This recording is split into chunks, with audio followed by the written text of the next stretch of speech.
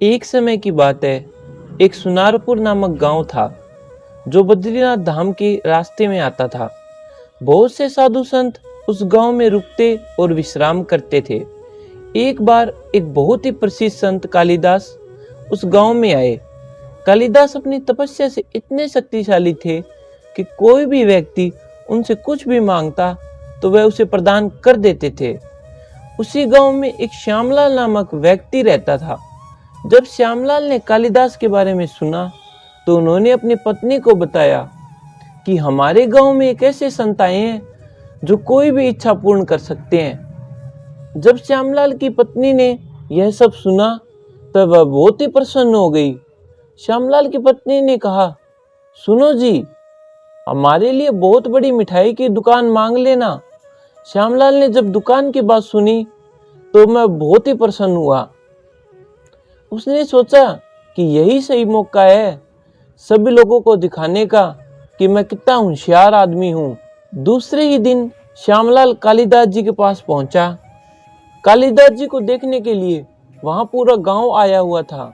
कुछ देर बाद श्यामलाल का नंबर आया और कालिदास जी से मिले।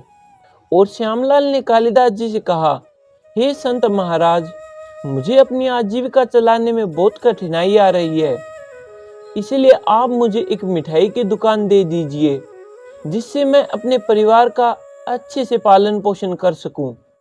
श्यामलाल की बात सुनकर कालिदास जी ने कहा, सुनो श्यामलाल, मैं तुम्हारी इच्छा को तो पूर्ण कर दूंगा, पर मेरा एक नियम है जो तुम्हें मानना होगा कि कभी भी तुम अपने काम में किसी के साथ धोखा नहीं करोगे। यदि तुमने किसी के साथ धोखा किया तो तुमने जितना पाया है उसका 100 गुना वापस देना होगा।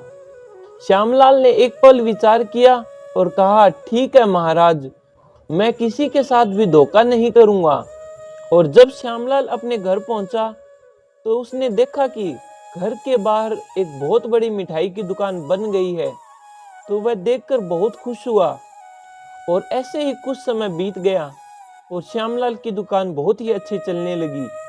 और एक बार श्यामलाल के पास एक सेठ का मिठाई का बहुत बड़ा ऑर्डर आया। तो श्यामलाल और उसकी पत्नी बहुत खुश हो गए और उन्होंने मिठाइयाँ बनानी शुरू कर दी।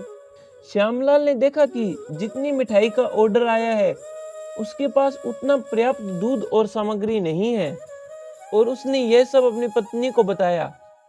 श्यामलाल और उसकी पत्नी बहुत चिंता में आ गए और श्यामलाल की पत्नी ने कहा, सुनो जी, क्यों ना हम मिठाई में मिलावट कर दें और उसकी मात्रा को बढ़ा दें जिससे हमारा ऑर्डर भी पूरा हो जाएगा।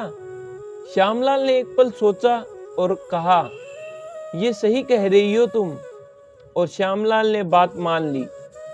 श्यामलाल ने सारी मिठाई तैयार कर सेठ के घर पहुंचा दी। और अगले ही दिन एक बहुत तेज भूकंप आया और जिसमें सिर्फ श्यामलाल की दुकान और उसका घर मिट्टी में मिल गया, जिसमें श्यामलाल और उसकी पत्नी बच गए और वह ये सब देखकर रोने लगे। और तब श्यामलाल को कालिदास जी की बात याद आई और वह रोते हुए कालिदास जी के पास पहुंचा। और श्यामलाल ने अपनी सारी बात कालिदास जी को बताई और क्षमा मांगने लगा। कालिदास जी ने कहा, सुनो श्यामलाल, अब मैं इसमें कुछ नहीं कर सकता। मैंने तुम्हें पहले ही कहा था, अपना काम ईमानदारी से करना। कालिदास जी के इतना कहते ही श्यामलाल समझ गया कि ईमानदारी से कमाया हुआ पैसा ही व्यक्ति के पास रहता है। धोखे का एक तिनका सब कुछ मिट्टी में मिला देता है।